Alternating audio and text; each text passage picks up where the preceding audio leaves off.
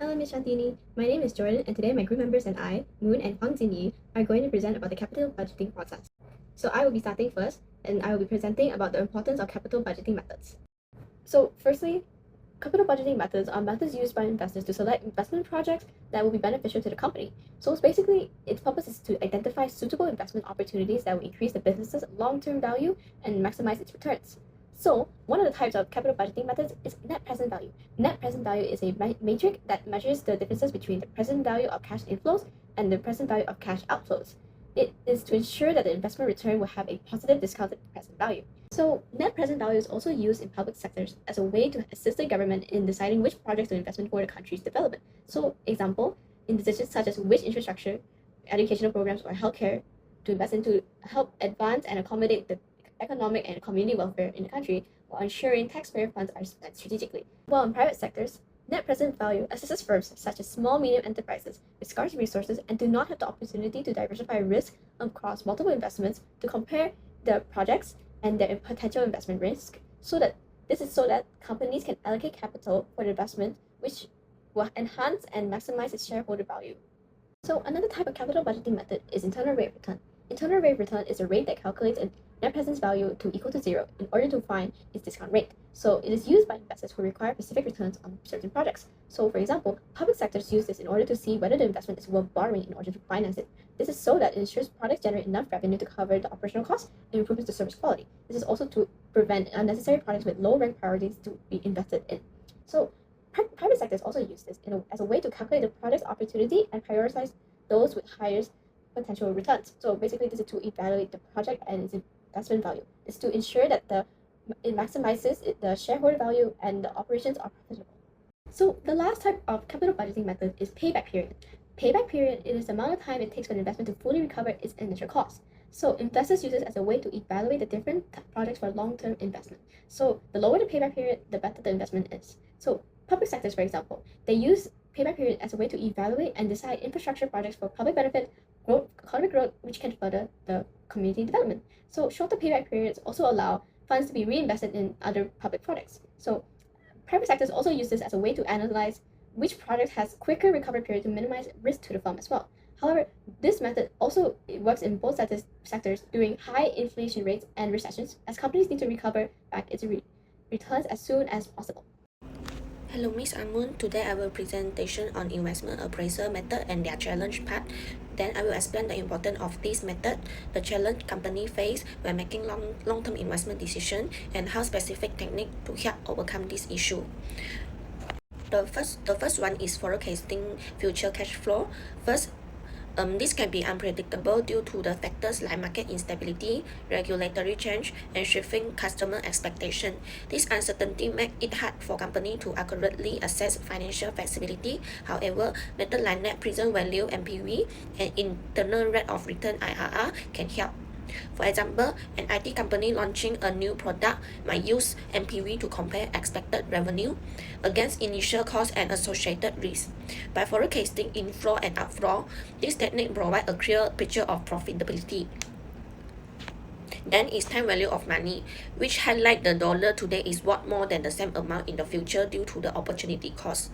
Long-term projects make this concept particularly challenging to implement. This is where discount cash flow method come into play. They discount future cash flow to their present value, making long-term benefit easier to evaluate. For instance, companies considering new equipment can use DCF to estimate the present value of expected saving over the equipment lifespan. Then is the limited resource and investment ranking. Another challenge is dealing with limited resource and choosing between competing investment opportunity. Techniques like payback period, NPV, and IRR help rank project for maximize return. For example, a retailer expanding its store network could use the payback period to identify the location with quicker returns, while IRR compare project profit across different regions. Together, this method ensure that the resources are allocated effectively. Lastly, is comparing risk between projects can be tricky, especially when traditional assessment overlook uncertainty. Companies address this using scenario analysis and sensitivity analysis. For example, take a pharmaceutical company developing a new drug. Sensitivity analysis can evaluate how change in market demand or production costs might impact profitability. This method helps businesses anticipate risk and plan accordingly. So in conclusion, investment appraisal methods such like NPV, IRR, sensitivity analysis are essentials for tackling challenges such as cash flow forecasting, understanding the time value of money, ranking investment, and comparing risks. By adopting this technique, company can make a better informed decision, maximize return, and manage uncertainty effectively. Hi, I'm Huang Xin, and I will introduce the key financial metrics used to guide investment decisions, focusing on the profitability index and the net present value. Understanding these metrics will help us assess the viability and potential profitability of projects effectively. The profitability index, or PI, is crucial metric for evaluating investment opportunities. It is calculated using the formula PI equal present value of future cash flows divide initial investment. A PI greater than 1 indicates that the project generates more value than its cost.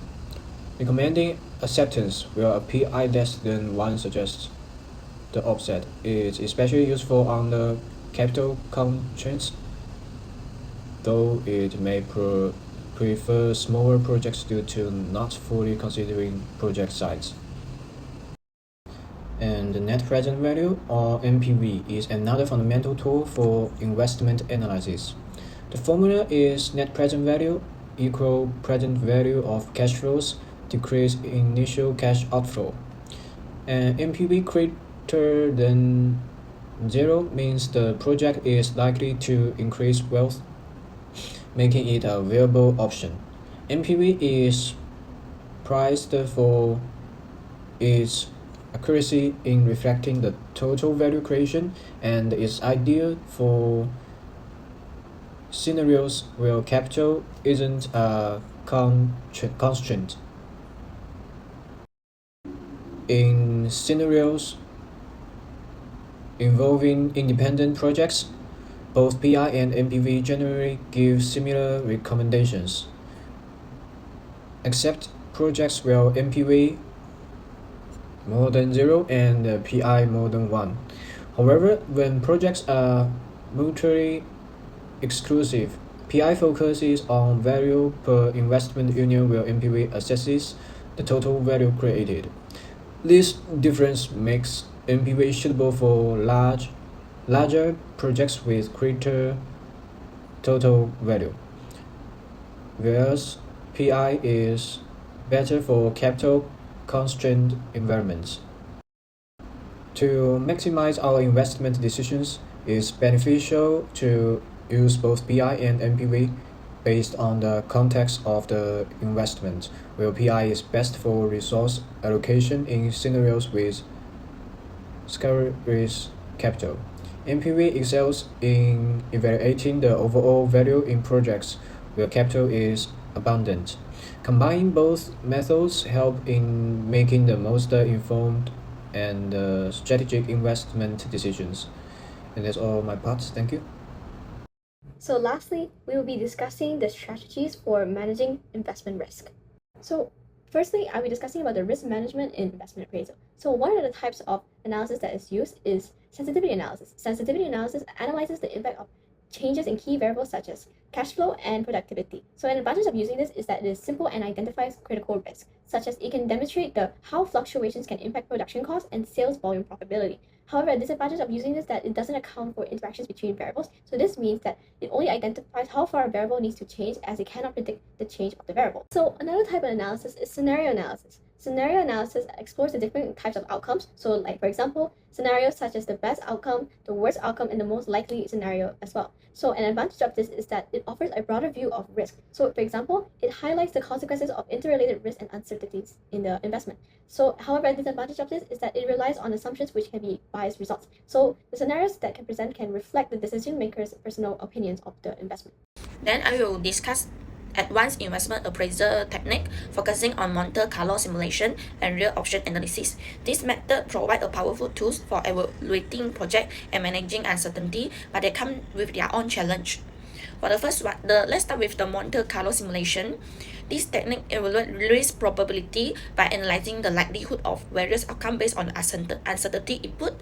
It uses statistic model and random data to model multiple variables simultaneously, providing a probability distribution of potential results. For example, a financial company might use Monte Carlo simulation to assess an investment strategy while considering factors like rate of return, volatile market condition, while the approach is highly resource intensive and rely on accurate data and assumption. Inaccurate input can lead to flawed conclusion. This highlights the importance of precision in its application. Then is real option analysis. This method acknowledges the importance of flexibility in investment decision by treating them as options that can execute, delay, or abandon as new information emerge. For instance, a software company launching a new product may use a real option analysis to decide whether to continue development based on the market change. The strength of this method lies in its ability to incorporate management flexibility. However, its complexity and rely on specialized research make it challenging to implement. Additionally, inaccurate assumption can compromise its effectiveness.